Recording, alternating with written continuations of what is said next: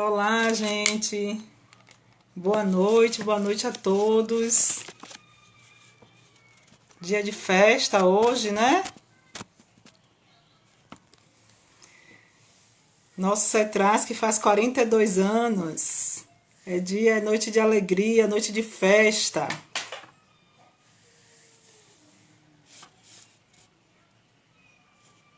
Então, vamos chegando. Boa noite. Deixa eu botar o óculos que a pessoa já não enxerga direito. Boa noite, Aldaci.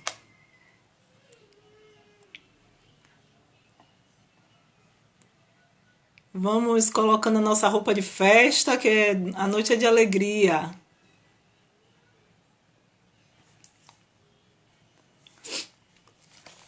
Olá, Taninha. Boa noite. Fernanda.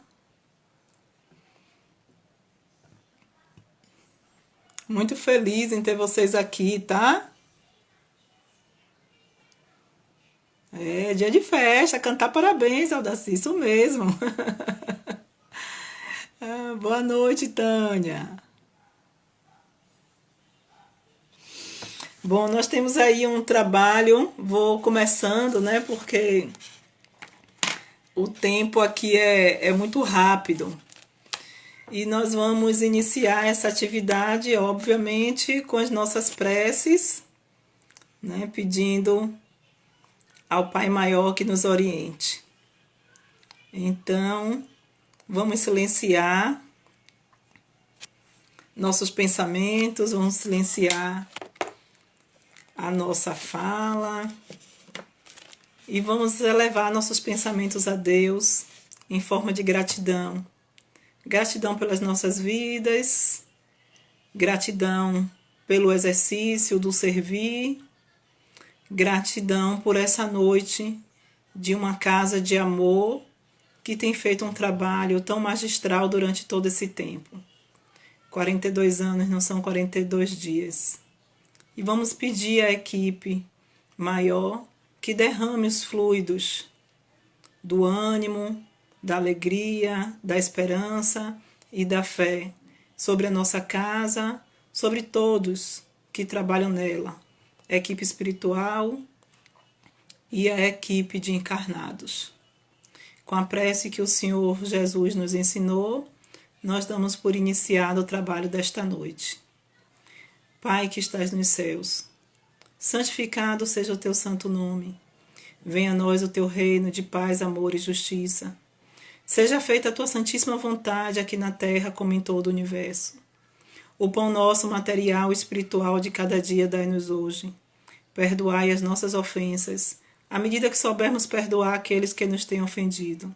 Não nos deixeis cair em novas e velhas tentações, mas livrai-nos, Senhor, de todos os males, hoje, agora e sempre. Amém. Gente, nós temos um compromisso hoje de falar, né, o tema central que foi colocado é a evolução social de Sócrates a Kardec, e o tema da noite é Benedito e a sua proposta social para o Cetrasc. Um desafio muito grande, porque não é fácil tentar falar, né, de uma proposta social de um espírito da envergadura do irmão Benedito. Então, em primeiro lugar, é muita honra, né, me sinto muito agradecida por isso, mas não deixa de ser uma responsabilidade também muito grande. E eu gostaria de começar essa atividade agradecendo a equipe espiritual da casa, agradecendo por todo esse trabalho que vem sendo desenvolvido, que nós vamos conhecer aqui um pouco no decorrer da história, né? São 142 anos, na verdade, de trabalho, se a gente considerar a criação desse projeto no plano espiritual. A bondade de irmão Benedito, irmão velho, com todos nós, né? É uma história de amor, é uma história de uma consciência já muito alinhada com a consciência divina, né? Porque a quem se propõe fazer o que ele fez, estando em um lugar que talvez nem precisasse mais estar, só merece no mínimo da gente gratidão. Então, que Deus derrame sobre toda essa equipe espiritual, a Benedito e a toda a sua falange, derrame sobre eles bênçãos, luzes, né, força, ânimo, fé, tudo que a gente pode desejar de bom, que eles sejam contemplados e que dos nossos corações saia a gratidão. Também não posso deixar de começar esse trabalho agradecendo a equipe de encarnados que assumiu também esse trabalho, né, que com muita bravura, com muita entrega, com muito amor, fez acontecer. Porque quando uma equipe espiritual solicita de uma equipe de encarnados a execução de uma atividade, essa equipe de encarnados tem muitos desafios. São muitos desafios de toda a ordem. São problemas de ordem íntima, são problemas de ordem social, são problemas de ordem financeira. Tudo chega para que aquela equipe desista. Estar no plano de encarnados também não é fácil. E a equipe, quando coloca com muita determinação que não vai desistir e consegue levar a obra até onde ela tem que ir, sim, essa equipe merece a nossa gratidão, merece o nosso respeito. E eu vou trazer duas pessoas aqui para que representar todos os outros, que é Senhor Joás, né, e Dona Dilzete. Senhor Joás como fundador, né, que com muita alegria eu li o livro dele, esse aqui, para quem não adquiriu ainda, né? O Legado de uma Vida. Nome muito bem escolhido, inclusive, para essa história. E o bom dessa história que ele coloca aqui é que ele descreve um homem, uma pessoa, um ser com suas qualidades e com suas fragilidades, que diante de uma situação extremamente inovadora, ele não nasce num berço espírita, ele conhece o espiritismo, né? No mesmo momento em que está praticamente criando e montando sua família, com desafios de várias ordens, e abraçou essa causa com todo amor. Seu Joás, aí se aproximando dos 90 anos de idade, é para a gente sim uma referência, é para a gente sim uma forma de respeito, de incentivo, de exemplo de tudo. Então, Senhor Joás, Dona Dilzete, representando a todos os outros, Tânia Jones, Noélia, Denise, todos os outros que participaram dessa construção, e em nome de todos nós do CETRAS, que eu me emociono, né? Porque é de se emocionar mesmo, a nossa gratidão. A nossa gratidão. Que o trabalho de vocês se transforme cada dia mais em bênçãos à vida das famílias e de cada um. Né? Vocês deixaram para a gente um legado de amor, um legado de trabalho, um legado de força, de coragem, de fé, e nós que estamos aqui temos o compromisso de tocar a obra para frente. Tá? Então não poderia começar sem agradecer a todos. Gente, falar de irmão Benedito, quem é ele, né? Então eu vou usar as informações que o irmão Joás coloca no livro, certo? E a primeira parte dessa história, irmão Joás traz a partir do século XI. No século XI, é o primeiro momento em que ele traz um pouco desse irmão. Ele nasceu na Índia, né, era um indiano, e se apresenta como irmão da Yubi Capiá, né? Da Yubi Capiá. Não é à toa que a nossa juventude tem uma homenagem a ele, né? A JEDAC, Juventude Espírita da Yubi Capiá. Ele, nesse momento, ele fazia um trabalho muito introspectivo muito voltada à ação meditativa, né? Questionando muito, fazendo reflexões sobre as questões existenciais. Essa foi a vida de Dayub Capiá nesse século XI. Daí trazemos informação, né, que foi a partir da mediunidade da irmã Noélia, em um aniversário da casa, da existência dele no século XIII, onde ele vai exercer uma atividade dentro da Igreja Católica, chama-se Tomás, naquela época, e vai atuar como filósofo, como teólogo. Que interessante, né? Porque não deixa de ser uma complementação do que ele vinha fazendo na encarnação anterior. Como educador, então é uma pessoa que continua assim essa atividade reflexiva, essa atividade de pensar a vida, de se ligar às questões existenciais. Um homem relata como um cristão muito fervoroso, né? Então essa conexão com Deus. Ele vem exercitando isso desde ao século XI.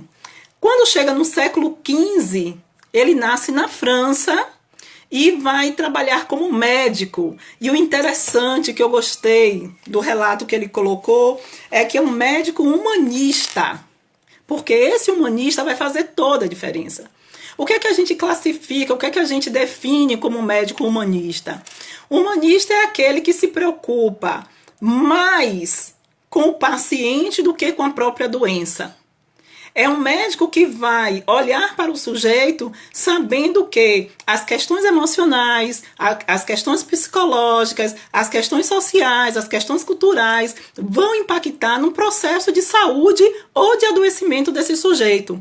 E não podia ser diferente de um ser, de um espírito que já vem fazendo interlocuções, né, que já vem trabalhando essas questões filosóficas, teológicas. Ele atua ainda lá no século XIII, muito dentro da dialética, né? Então, quando você vai trabalhar dentro, que é muito próprio de quem vai estudar filosofia também, quando você vai trabalhar a dialética, você vai aprender a dialogar com o outro, né? Diminuindo um pouco o seu ego, mas criando hipóteses, teses, antíteses, síntese, o grande poder de síntese, né, que é necessário para que uma comunicação, muitas vezes, ela seja eficaz. Então, obviamente, quando esse sujeito chega no século XV, como médico, ele tem todo esse arcabouço já construído dentro dele, para poder levar essa conotação de médico humanista,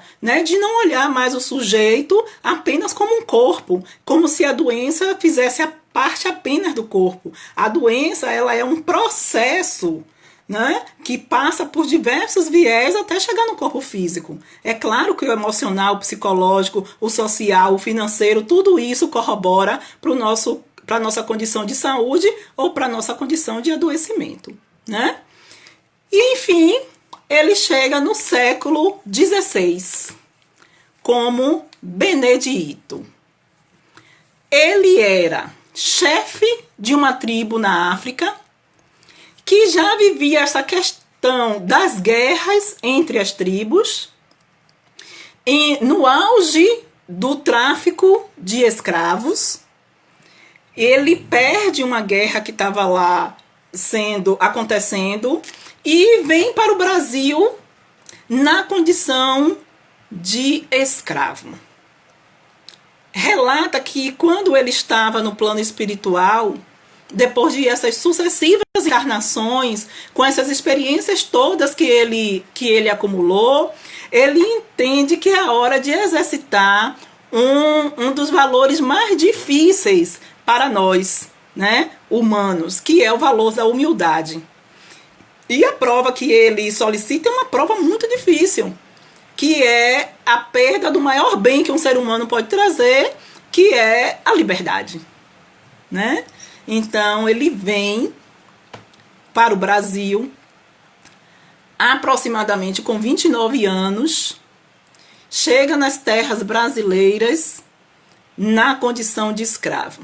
E, obviamente, com todo esse conteúdo vivenciado nas suas existências passadas, obviamente com muito a dar, há muito a ofertar, e vira naturalmente um líder, né? Ele é um líder natural. E o papel dele ali era pacificar aquelas almas, pacificar as pessoas diante de um desafio dos mais brutos que se viveu, né? E que se pode viver, que é a escravidão. A própria chegada, né, dentro de um navio negreiro, com todas as atitudes torpes dentro de um espaço daquele, né, que já se morria ali basicamente 1/3 da população que vinha. Para vocês terem ideia, foram mais ou menos 3,5 milhões de homens, né, escravizados da África, negros, chegando no Brasil, onde 1/3 disso, 1 milhão, né, de pessoas desencarnaram pelos maus tratos, pelas condições nada salubres, né, insalubres mesmo, dentro de um navio negreiro. E chegar aqui, passar por toda a condição que nós, quem não conhece, tem que procurar conhecer, que o povo negro, ele foi submetido, né? Benedito, então, atua como esse ser que, já médico em uma encarnação, tem a noção da cura, ajuda as pessoas da senzala, também com seu poder dialético que ele já trazia, às vezes consegue estabelecer a comunicação com o senhor dos escravos, né, com aquele dono daquelas fazendas, e ele vai tentando organizar e minorar os males daquela situação. Contudo, num acesso de raiva do próprio Senhor, ele é levado ao tronco e morre, desencarna, né, sendo açoitado nesse tronco com mais ou menos 65 anos. Né? Então, essa é mais ou menos a história do irmão Benedito do ponto de vista do encarnado e das suas sucessivas experiências na Terra. Contudo, ele, como um espírito, com a sensibilidade, com o conhecimento que já tinha, ele percebe que, para tamanha violência, né, o nível de violência impetrada, aquele povo, aquelas pessoas, não tinha para onde correr. Porque quando qualquer pessoa ela é violentada, ainda mais num direito tão básico que é o direito à liberdade, e não é só o direito à liberdade, né? É a liberdade, é a crueldade com que foram tratados, né? É o silêncio que foi imposto, é você ser repudiado na sua honra de todas as formas. Uma coisa muito grave, porque a escravidão, da forma como ela foi impetrada, como ela foi colocada, ela coisificou o humano. Coisificar o humano é uma das coisas mais graves que podem acontecer. Por quê? Porque na medida que as próprias instituições, elas legalizam a escravidão, quando uma instituição que no momento tão respeitada como a igreja, ela diz que aquele sujeito não tem alma, e por não ter alma ele é coisa, como coisa ele pode ser marcado a ferro e fogo. Como coisa, ele pode ser vendido. Como coisa, ele pode ser trocado. Como coisa, ele pode ser espoliado. Como coisa, ele podia ser arremessado. Ele podia ser assassinado. E todas as instituições, a igreja, a justiça, a educação, legalizaram isso. Disseram que sim, podia se fazer isso. Existia uma permissão legal. Existia uma permissão legal para que isso acontecesse. Então, quando o ser é violentado, não tem para onde correr. Ele vai atuar com violência. Como diz nosso querido Paulo Freire, quando não há o processo de educação, o sonho do oprimido é ser opressor. E isso é real. Porque quando eu sou transpassada em todos os meus direitos, o sentimento, né, de raiva, de vingança, de ódio, ele eclode. Esse ser, para não agir dessa forma, ele tem que ter um processo de educação, e eu não estou falando de educação acadêmica, eu estou falando mesmo de educação moral, de educação de valores, de percepção de vida, para além de além do material, para tentar compreender um evento tipo a escravidão. Né? Então, o irmão Benedito, ele já era um sujeito, já era um espírito com toda essa percepção. Ele foi filósofo, ele foi teólogo, ele trabalhou meditação, ele já fazia um mergulho nas questões existenciais, ele já tinha sido médico. Ele já vem para esse exercício por pedido e não por imposição, por necessidade. Então ele reconhece a condição diferenciada dele naquela situação. Mas ele olha para os seus entes queridos, para as pessoas que estão ali, e percebe que o que vai sair dali não vai ser bom. Então o que é que ele faz?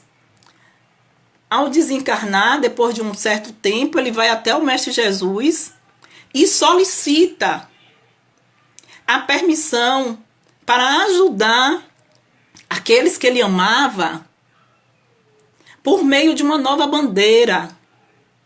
Então ele pede a permissão de trabalhar a partir da doutrina espírita que estava chegando ao mundo.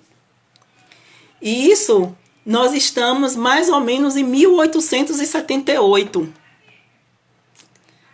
Então ele aguarda aproximadamente, ele aguarda o desencarne de alguns companheiros, o retorno de alguns companheiros dele para o mundo espiritual, que ainda estava envolvido aqui com tudo isso, para juntos começarem a pensar esse espaço onde iria resgatar uma proposta de reeducação daqueles que de alguma forma terminariam agindo com violência.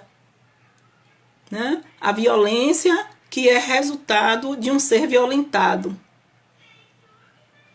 Então, depois de 50 anos, que a maior parte deles já desencarnou e se encontram no plano espiritual, ele começa a elaborar essa proposta de reencontro e de reorientação e também de resgate. Mais 50 anos, praticamente, né, lá em 1928, é que o trabalho do plano espiritual começa. Começa a se organizar essa seara de amor, mais ou menos nesse tempo. Para que ele se instale no planeta Terra, para que ele vire aqui uma realidade, passam-se mais 50 anos. Né? E aí é que em 1978, no dia 9 de junho de 1978, o CETRASC, ele se organiza como uma instituição, como uma associação, e ele existe de fato. Ou seja, esse espírito vem trabalhando para que essa instituição, que tanto nos beneficia, ele trabalhou antes dela existir fisicamente durante 100 anos. 100 anos de dedicação. A gente às vezes reclama, né? Por ter 2 anos, por fazer atividade. E esse espírito pacientemente trabalhando durante 100 anos. E chegamos em 1978. essa equipe, né, a equipe espiritual, junto com a equipe de encarnados, começaram a envidar esforços de todos os níveis para que a instituição ela passasse a existir. Por isso que eu falo o nível de gratidão que a gente precisa ter, né? Porque não são poucos desafios durante 100 anos. Considerando que temos mais 42 na esfera física, então o CETRASC existe há 142 anos. Muito tempo. Só que nós não podemos, quando a gente fala da proposta social desse espírito para essa instituição, nós precisamos obrigatoriamente fazer uma análise, né, da relação histórico-social e cultural. O contexto socio-histórico-cultural interfere em tudo isso. Não dá para pensar o CETRASC, não dá para entender essa proposta social desse espírito sem compreender exatamente que contexto é esse que nós estamos falando. E esse contexto passa inevitavelmente para a realidade de onde o CETRASC surgiu e onde o CETRASC está. O CETRASC está na região da Liberdade, precisamente no bairro do IAPI. O que que isso nos diz? O que é que isso nos traz? Como surgiu o povoamento da região da Liberdade? A Liberdade era uma rua chamada Estrada se eu não me engano, dos Boiadeiros. Era por onde passavam os bois que iam para lá, para a região mais ou menos do Largo do Tanque, onde eles seriam abatidos e depois vendidos. Então, era essa região que se passava. A Liberdade, nessa época também, né, era um local onde quem vinha do interior era a primeira porta de entrada para Salvador. E quando a gente pensa, né, no processo da escravidão, muitos que saíram das regiões onde eram escravos, a porta neste lugar. Certo? Quando houve a luta do 2 de julho, a expulsão dos portugueses, né? E o primeiro passo para a libertação, para a independência do país, e começa com a independência da Bahia, os soldados que lutaram vieram por essa estrada comemorando. E por isso essa estrada foi chamada Estrada da Liberdade.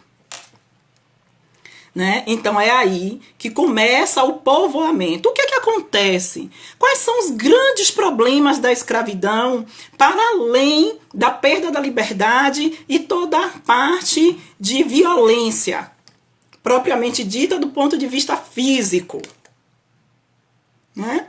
Quando você coisifica o ser humano, a escravidão em si, ela já é uma retirada de direitos muito significativas, mas o fim desse processo de escravidão foi tão violento quanto a própria escravidão.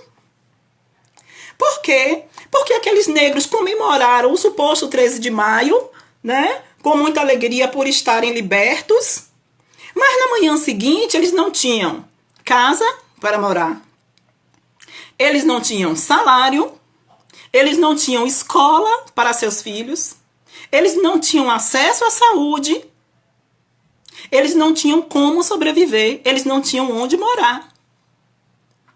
E se liberta, e mais uma vez as estruturas, né, sociais, as instituições, elas também negligenciaram esse povo. Esse povo vai viver a mesma miséria, muito similar ao que estava vivendo.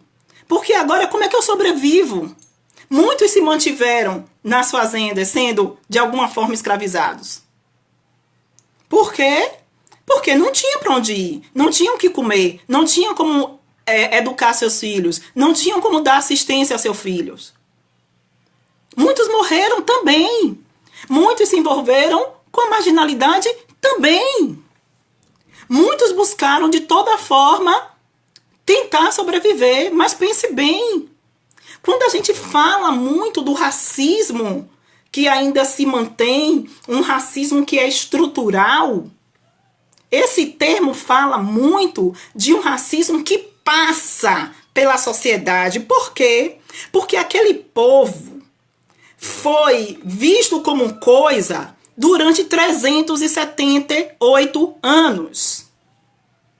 380 anos praticamente tratados como pessoas sem valor, né? Como coisa, tratados como gente sem alma, vistos da pior forma, com nojo.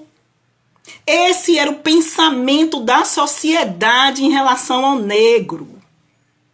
Como essa sociedade iria se organizar para apoiar aqueles que não tinham valor nenhum, não se organizou. E continua até hoje em muitos lugares sem organizar. E isso é tão violento quanto. Não dá a condição, não oportunizar, não dá a chance do povo, daquelas pessoas, viverem de forma honrosa, é violento também. E foi violento. Quando esse espírito benedito começa a pensar numa proposta social, ele está pensando em como resgatar tudo isso. Não é à toa que o CETRASC não se localiza nos bairros de elite de Salvador. O CETRASC se posiciona dentro do bairro, dentro da região que é considerada, né, a região mais negra fora da África. É neste lugar que está o CETRASC. E não é possível a gente querer trabalhar no CETRASC sem ter esta visão. Porque isso faz toda a diferença. Isso faz toda a diferença. A quem nós vamos acudir? De onde nós que estamos no CETRASC viemos? Qual é a minha ancestralidade que me traz para esse lugar? Provavelmente, eu sou bisneta de escrava, que viveu esses terrores. Minha avó provavelmente foi filha de escravo. E meu pai viveu todos os preconceitos por ser negro. Minha família vem do Recôncavo, né? De Cachoeira. Certo? Quantos de nós que estamos dentro do CETRASC temos também essa linhagem? Não estamos aí nesse lugar por acaso. Como é a região onde o CETRASC está implantado? Como é essa região? Eu fui olhar o mapa da violência para fazer esse trabalho e o bairro e a região onde nós estamos é uma das regiões mais violentas do mundo. São 90 pessoas assassinadas a cada 100 mil habitantes. É um número altíssimo. Quando uma pessoa chega no CETRASC para ser acolhido, o nosso olhar precisa ser um olhar diferente. Eu não posso olhar para esse sujeito apenas do ponto de vista religioso e espiritual.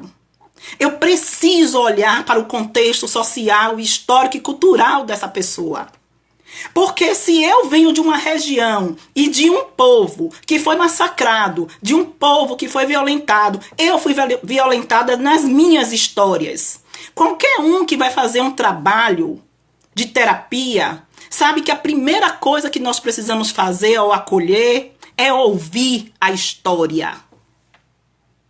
O poder de escuta precisa estar em exercício. E quando nós falamos de poder de escuta, é um poder de escuta sempre desnudado de preconceitos.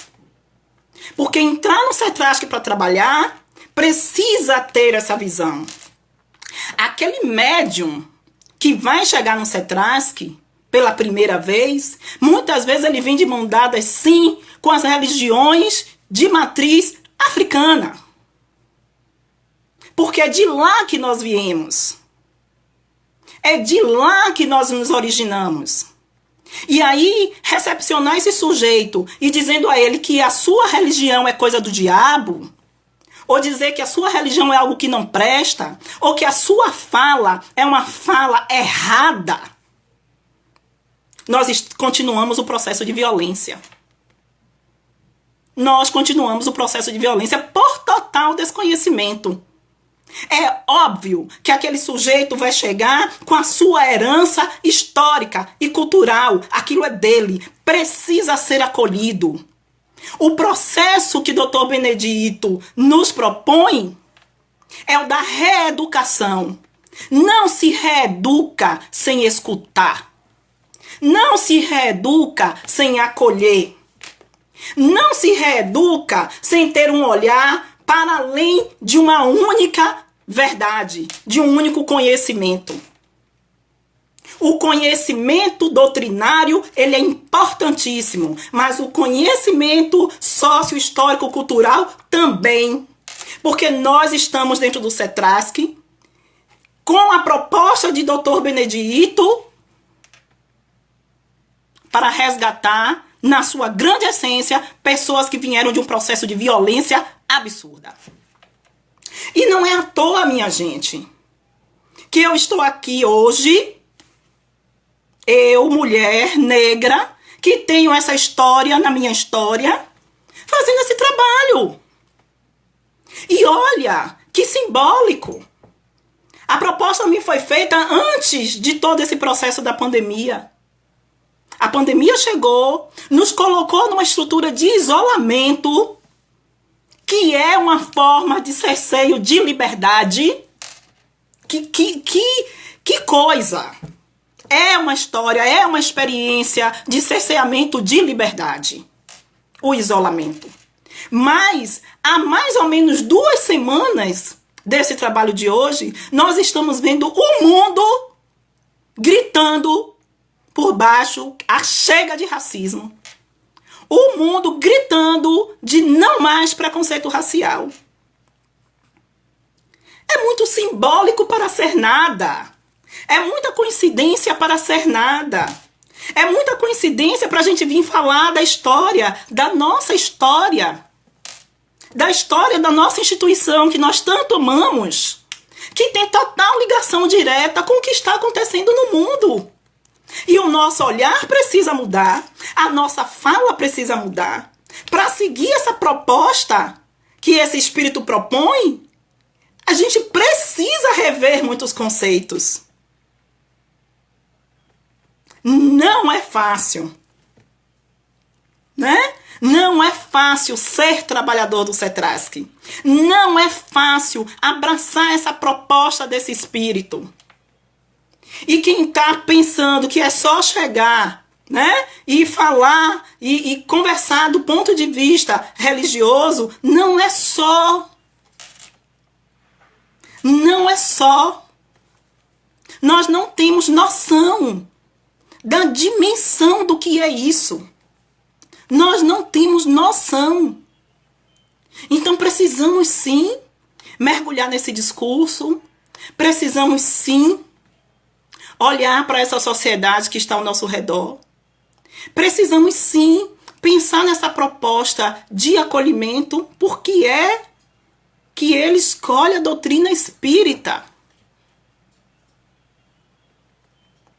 Por que ele escolhe a doutrina espírita? E por que o tema geral, central do trabalho é a proposta social de Sócrates a Kardec? Por quê? Porque nós estamos falando de uma imersão. Para a gente trabalhar para fora, a gente precisa trabalhar para dentro. Para a gente levar essa proposta de reeducar, que já é uma proposta de Bezerra de Menezes de muito tempo, né? Quando ele fala, é preciso. O centro espírita não tem o papel de ensinar religião, o centro espírita tem um papel de reeducar almas. E aí, Sócrates já fala lá, nos tempos da Grécia, conhece-te a ti mesmo. Passamos por Jesus, que diz, conhecereis a verdade e a verdade vos libertará. E passamos por Kardec. Reconhece-se o verdadeiro espírita por sua transformação moral, pelos esforços para dominar suas más inclinações. Ou seja, ele está dizendo que para a gente fazer esse trabalho que esse Espírito pede, ele está dizendo que é preciso um trabalho de autoconhecimento. Que a proposta que a gente vai levar para o outro é uma proposta de autoiluminação. Muita gente fala da palavra conscientização. A gente tem que conscientizar. Nós temos que conscientizar o espírito, nós temos que conscientizar as pessoas. Deixa eu dizer uma coisa para vocês. Ninguém conscientiza ninguém. Conscientização é um processo pessoal.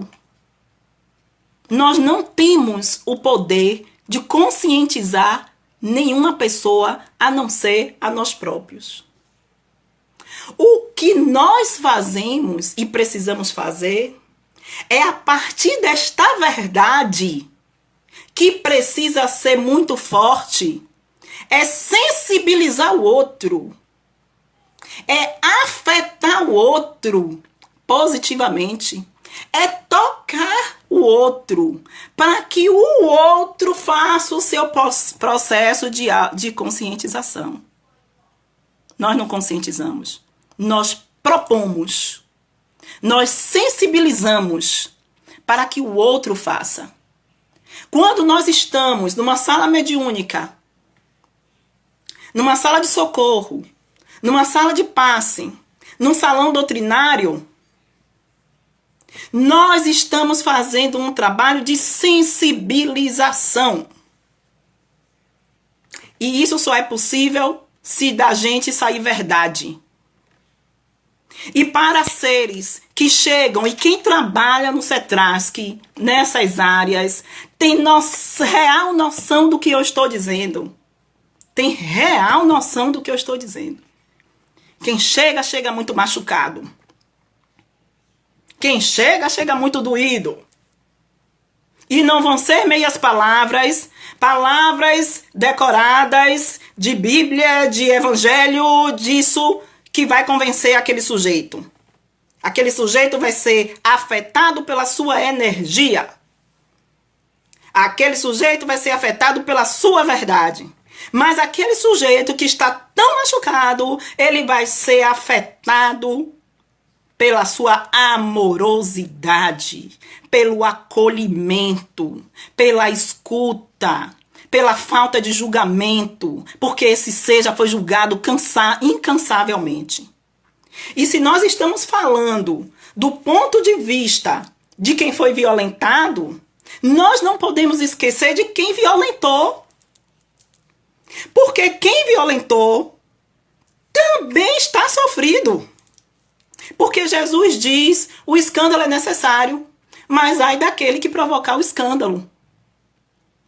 E se dar conta de que você provocou dor, de que eu provoquei sofrimento, de que eu provoquei dissensão, isso, e sem contar as cobranças dos espíritos, que eu fiz alguma coisa de mal, de ruim, a mim está uma bola de culpa. Os meus ombros estão pesados.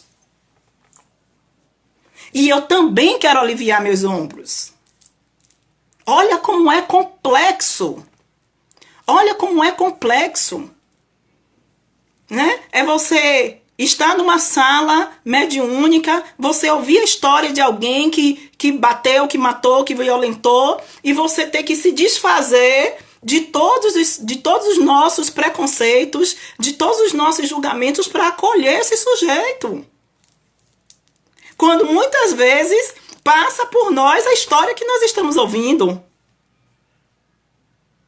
Né? Muitas vezes estão ali frente a frente aquele que foi escravizado e aquele que escravizou. Aquele que foi assassinado e aquele que assassinou. Frente a frente. Então, que habilidade é essa que nós vamos precisar desenvolver? Que estudo é esse que nós precisamos investir? A proposta de Irmão Velho não é uma proposta simples, meus amigos. É uma proposta extremamente rebuscada. Não é à toa que ele levou 100 anos elaborando, que temos quase 50 trabalhando e teremos muito mais com a graça de Deus.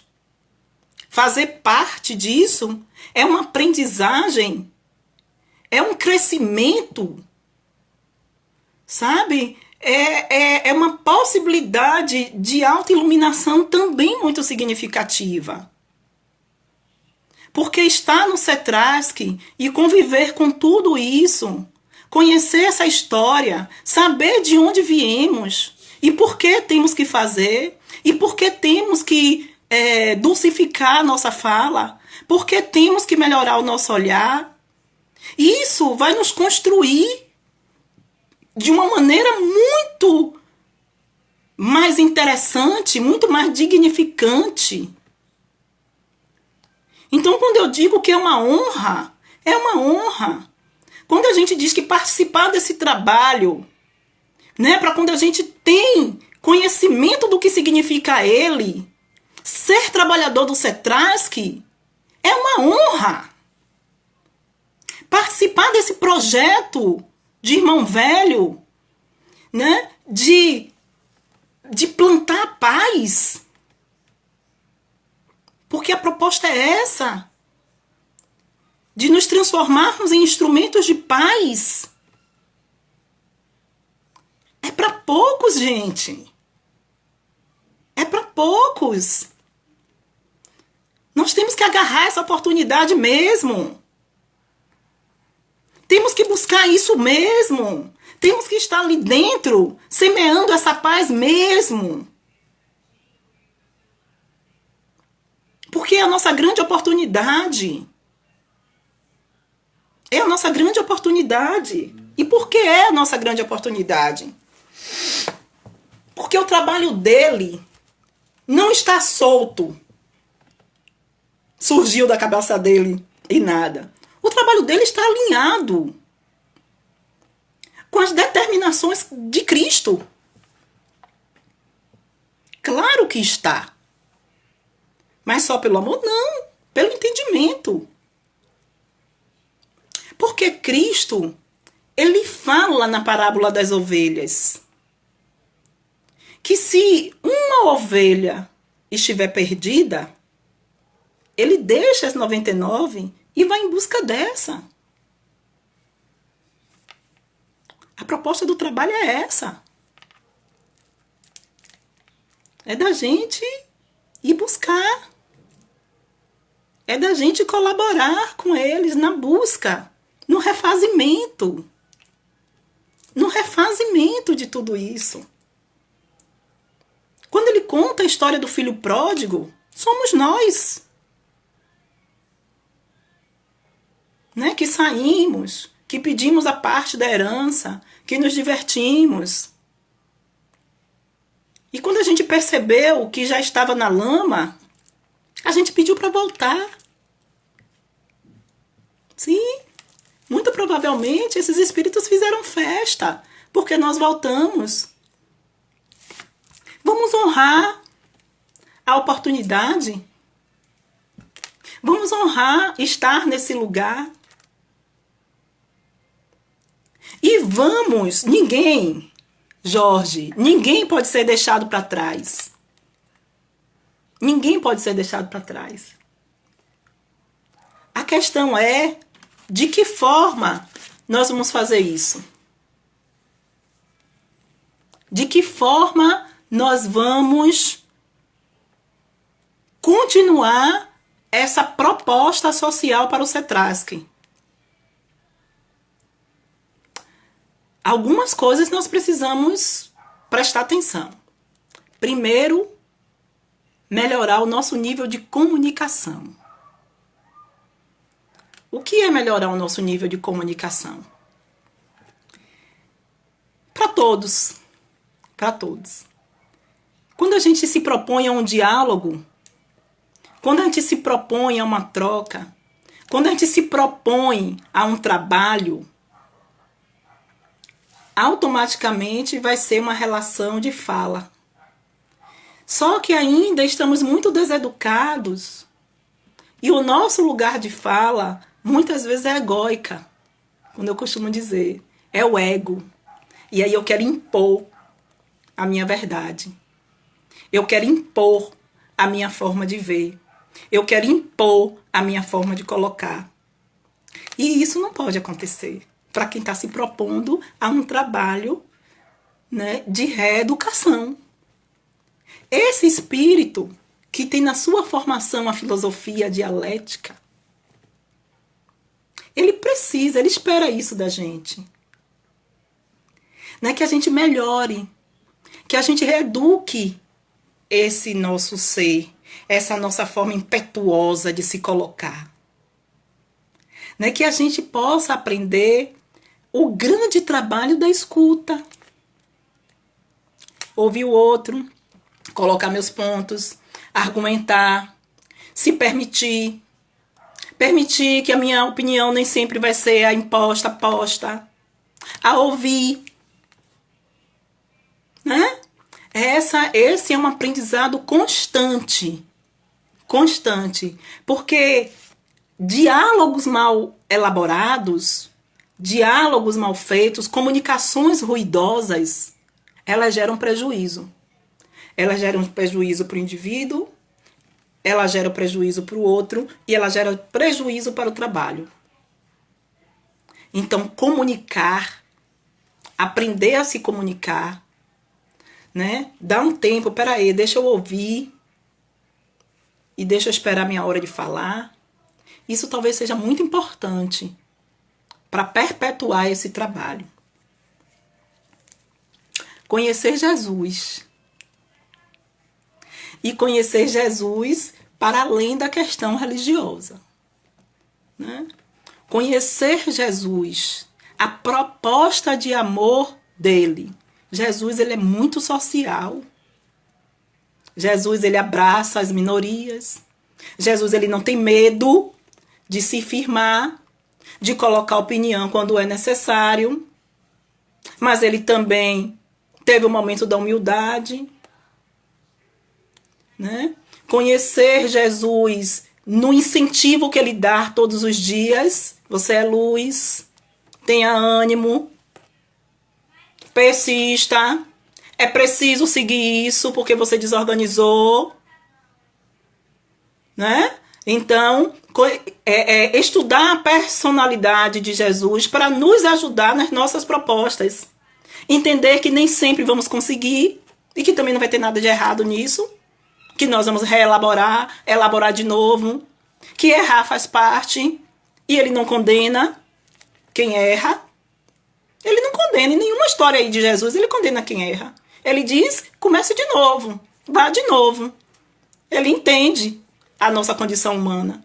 Então, estudar Jesus para nos fortalecer nas nossas fragilidades e nos potencializar naquilo que a gente já tem de bom.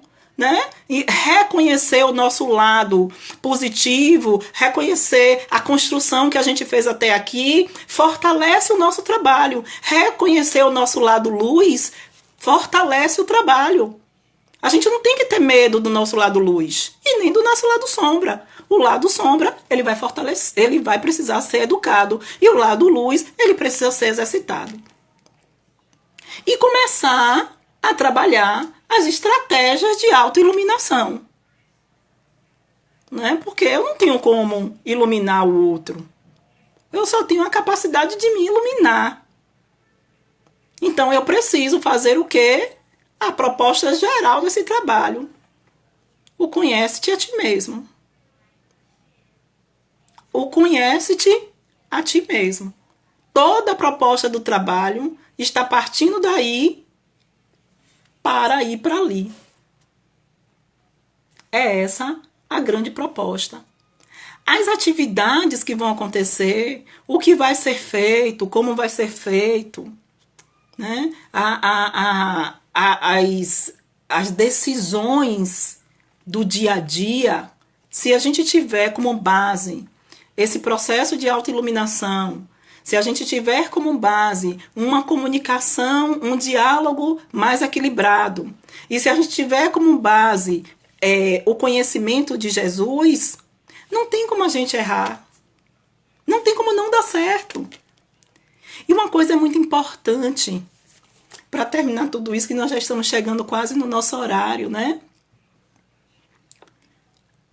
O Cetrasc, ele foi pensado e ele foi trabalhado por uma equipe espiritual. Nós não temos olhos de ver. Nós não temos. Nós ainda somos cegos guiando cegos. Nós não escutamos ainda bem. E falamos pior ainda. Nós somos seres em processo de muita lapidação. E nós temos consciência disso. Então, querer trabalhar numa seara dessa, nos utilizando como guias, pode ser um passo mal dado. Porque os guias não somos nós. De forma muito generosa, a espiritualidade abre a interlocução com a casa. Mas nós temos que ter a consciência da obediência a quem sabe mais. A obediência ao mestre. A obediência ao professor. Porque nós não conseguimos ver um palmo à nossa frente.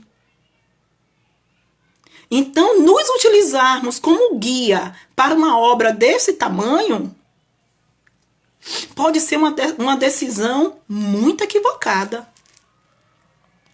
Então, que além de tudo aquilo que eu já falei, de elaborar uma melhor comunicação, de conhecer Jesus, de encaminhar uma proposta de autoiluminação, a obediência aos guias, aqueles que são mais iluminados, a aceitação de que nós ainda não temos esse discernimento, é necessário.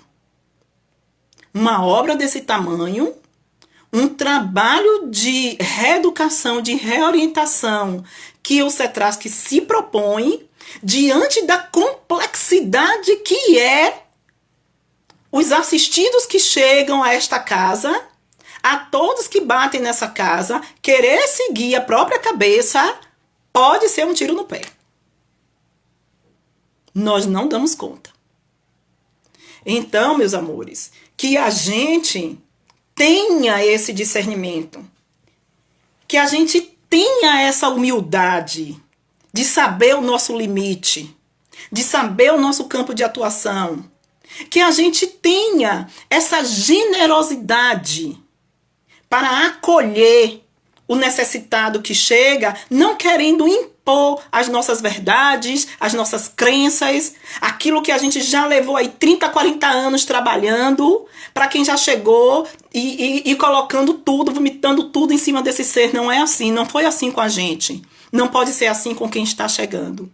Que a gente tenha comiseração, que a gente tenha respeito, que a gente tenha acolhida, que a gente tenha amor. A proposta social é grande, é delicada, é complexa e precisa que a equipe que esteja aqui seja alinhada com a equipe que verdadeiramente ordena e direciona.